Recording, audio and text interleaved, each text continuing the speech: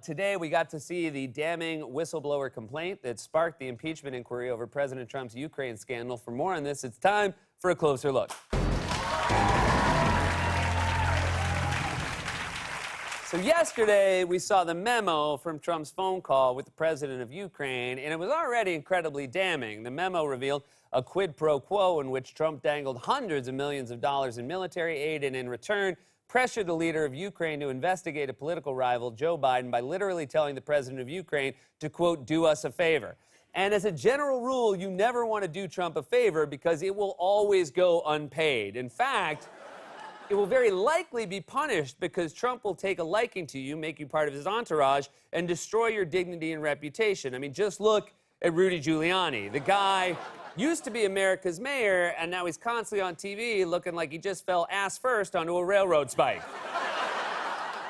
And then we got to see the full declassified whistleblower complaint that details a series of illegal actions designed to get Ukraine to interfere in the 2020 election, and then to orchestrate a cover-up of those actions, and you'll never guess who is in the middle of it all. From the whistleblower, who says, in the course of my official duties, I have received information from multiple U.S. government officials that the President of the United States is using the power of his office to solicit interference from a foreign country in the 2020 U.S. election. This interference includes, among other things, pressuring a foreign country to investigate one of the president's main domestic political rivals.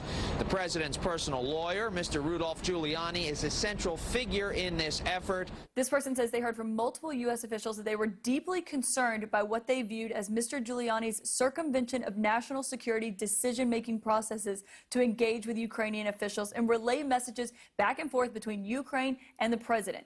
Amazing, they concocted an illegal scheme to extort the Ukrainian government to help them win the 2020 election, and they chose, as their go-between, Rudy Giuliani. That's like if you planned a bank heist and made Mr. Magoo your getaway driver. Magoo, where's the car? Car? I thought we were using skis.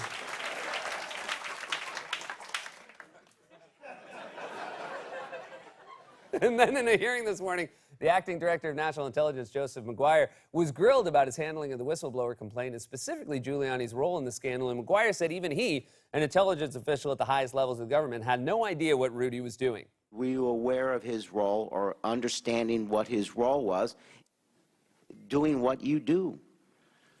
Congressman Quigley, my only knowledge of what Mr. Giuliani does, I have to be honest with you, I get from TV and from the news media.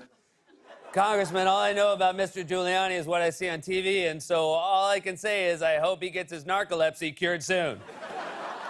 I mean, look at him. Why does he always look like he's being woken up in the middle of a question? Of course, this would all seem like a shocking abuse of power and obviously impeachable behavior to any normal person, and yet, during the hearing today, Republicans on the committee chose instead to defend the president, like Congressman Devin Nunes, who concocted an insane lie about how Democrats had also supposedly worked with Ukrainians to dig up dirt on Trump. Today, they accuse the president of pressuring Ukrainians to take actions that would help himself or hurt his political opponents. And yet there are numerous examples of Democrats doing the exact same thing. Democrats on this very committee negotiated with people who they thought were Ukrainians in order to obtain nude pictures of Trump. I assure you, no one wants nude pictures of Donald Trump. In fact, nude pictures of Donald Trump are the one thing that should be literally covered up. Also, if nude pictures of Trump existed, the first person to show them to us would be Donald Trump. Maybe that's why Rudy always looks like that. Trump just showed him the nude pics. Rudy, check these out. I just got these developed. Oh, look, by the way, I broke my thumb. That's not my thumb, Rudy. You think you're looking at my thumb, but that's not my thumb. I tricked you, Rudy. But it's not just Rudy Giuliani's involvement that's detailed in the whistleblower complaint. There are also explosive details in the report about the lengths to which the White House went to cover up their scheme. Now, remember, they keep saying there's nothing wrong in the phone call and everything Trump did was appropriate, and yet today we found out that the Trump team actually went out of their way to take the notes of the call and hide them by moving them from the place they're normally kept to a high security location where very few people would see them. Here is where the alleged cover-up comes in. Quote, in the days following the call, I learned from multiple U.S. officials that senior White House officials had intervened to lock down all records of the phone call, especially the official word-for-word transcript of the call that was produced, as is customary, by the White House Situation Room. The whistleblower reports that the White House officials told me that they were directed by the White House lawyers to remove the electronic transcript from the computer system in which such transcripts are typically stored. The transcript was loaded into a separate electronic system. One White House officials described the act as an abuse of this electronic system because the call did not contain anything remotely sensitive from a national security perspective. So they took the notes out of the normal system used for calls like this and tried to lock them down by putting them into a classified system to hide them, which makes it incredibly obvious that this was a cover-up. It's like if your husband had a folder on his desktop that said, work stuff, not porn. I mean, honestly, we are so lucky these guys are terrible at cover-ups. It was so obvious, people caught on to it immediately. The president had a phone call, and then his staff was like, put it in a separate system, and a bunch of people were like, why? And Trump's staff was like, no reason. And then Rudy Giuliani went on TV, woke up from his nap, and screamed, we did a cover-up! And apparently, this wasn't even the first time they've tried to cover up something like this. The whistleblower wrote in their complaint that, according to White House officials I spoke with, this was not the first time under this administration that a presidential transcript was placed into this code word level system solely for the purpose of protecting politically sensitive rather than national security sensitive information. So they have a secret system where they keep politically sensitive information. Is that also where they keep Trump's eyeglass prescription? 10,000 known or suspected gang members controlled by large donors advising lawmakers. Yes, yes. Law markers, as in when they write up articles of impeachment, they can do it using law markers. And now Trump is lashing out so erratically that it's actually hard to understand what he's saying. For example, after the hearing, which was held by Intelligence Committee Chairman Adam Schiff, Trump said this. It's a disgrace to our country. It's another witch hunt. Here we go again. It's Adam Schiff and his crew making up stories and sitting there like pious, whatever you want to call them. Whatever we want to call, we don't want to call him anything. Why does he put it on us to come up with his insults? It's like presidential match game. Sitting there like pious blanks. Is it lawmakers? I'm sorry, the answer was law markers. And this morning, Trump said something even more menacing about the whistleblower in a private meeting with diplomats. Trump reportedly called the whistleblower a spy and suggested they should be punished for treason. This morning, while at a private event in New York, the LA Times is reporting that the president called the whistleblower almost a spy, along with anybody who might have helped that person. The president went on to say, you know what we used to do in the old days when we were smart, right? The spies and treason, we used to handle it a little differently than we do now. Holy we may not have Trump's nude pics, but we're definitely seeing a dick. Tater, dictator.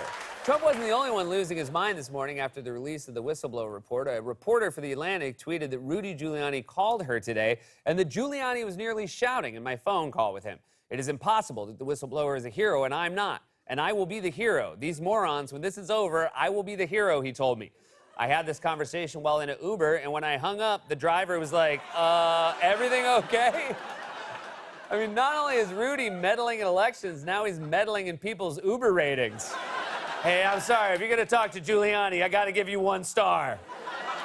So now Democrats have even more explosive new evidence for the impeachment inquiry, and now we're moving full steam ahead with that inquiry. Trump, of course, is losing his mind.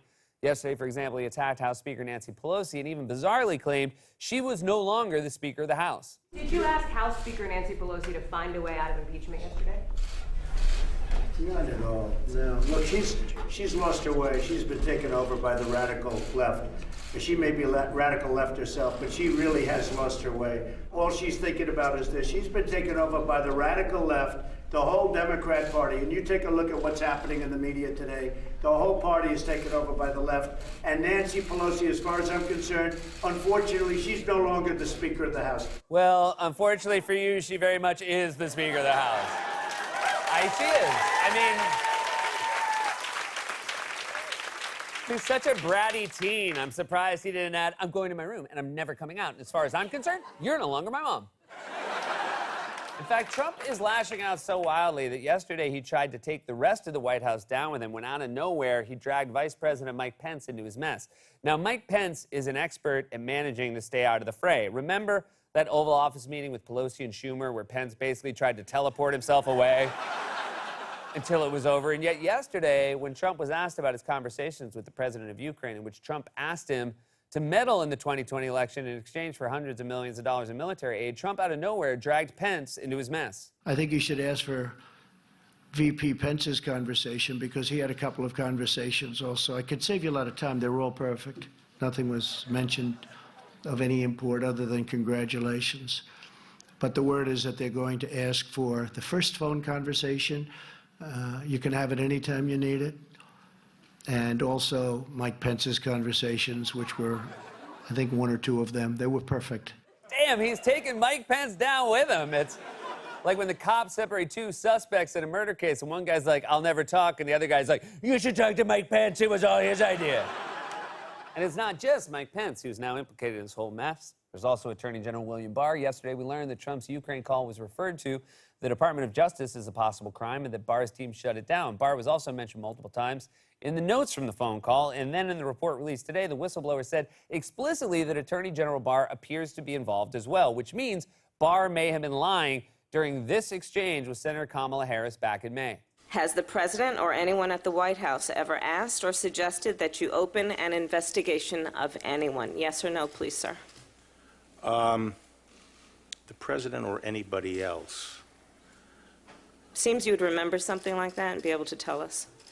Yeah, but I'm trying to grapple with the word suggest. I mean, there have been discussions of matters out there that they have not asked me to open an investigation, but... Perhaps they've suggested? I don't know. I wouldn't say suggest. Hinted? I don't know. Inferred? You don't know. Okay. I mean, look at her face. She's questioning him the way you ask your son, do you smoke weed, when you've already found the weed. But for real, you know someone's lying when that's how they respond. It's like if your boss at Kinko's comes to you and said, hey, Brad, did you get drunk, sit on the copier, photocopy your ass, and put it up in the break room? And your answer is, yeah, I'm just trying to grapple with the word photocopy. Yeah, it was you then. You put it up in the break room.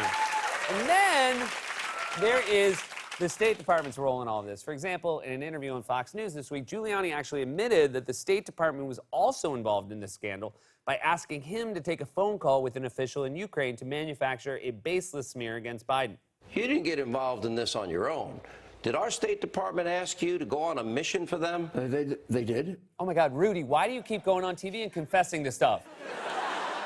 Here's my theory. When Rudy and Trump and their cohorts are huddled in the White House or on Air Force One, they all make perfect sense to each other, right? They don't even realize the plans they're making are crimes. It's like when you and your friends take mushrooms in the back bedroom and you're throwing theories around, you feel like geniuses. Then you leave the bedroom, but you forgot your mom's having her book club. And suddenly, the moment they all look at you, you realize, oh no, we're really high.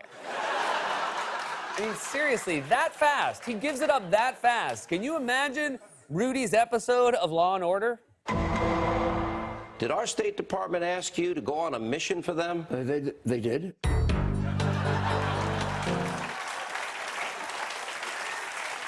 Then, Rudy admitted it again during an interview on Fox News where he literally held up his phone to show his calls from the State Department. That came after a Washington Post report in which White House insiders tried to blame Rudy for everything. According to those insiders, the person who appears to have been more directly involved at nearly every stage of the entanglement with Ukraine is Giuliani. Rudy, he did all of this, one U.S. official said. This show that we're in, it's him injecting himself into the process. Oh man, I love it. They're all trying to blame each other now. This is like the end of Reservoir Dogs, where everybody's pointing a gun at someone else. You got Mr. Orange, he's blaming Mr. White, and everybody's mad at Mr. Red. I mean, what we saw today in this whistleblower complaint is impeachable behavior on its own, let alone all the other ways in which Trump has abused his power over the last 2 years. And now that things are getting really bad, they're trying to pin it on each other, with the White House blaming Rudy, Rudy blaming the State Department, and Trump blaming Pence. In fact, if both Trump and Pence get removed from office, the next person in the line of succession would be Nancy Pelosi, in which case it would actually be true that She's no longer the Speaker of the House. Let's get a closer look.